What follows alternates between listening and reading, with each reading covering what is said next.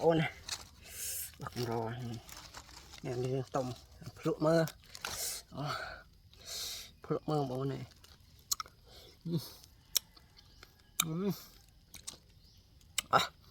chiếm đây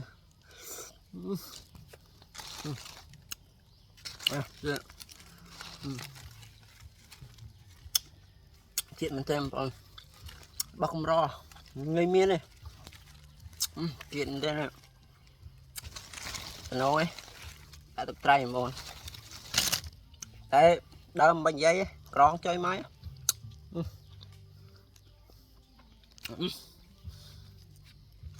trên tâm sông một riêng chu tích bờ tâm sông á em đừng vay không lần bánh này việc tân tông á tập ta so sói lần bếp lụa mưa em lên em thì lại hạ chú em buồn mang tiền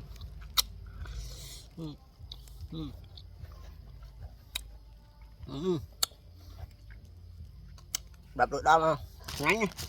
phải chưa spray mà không rõ bye.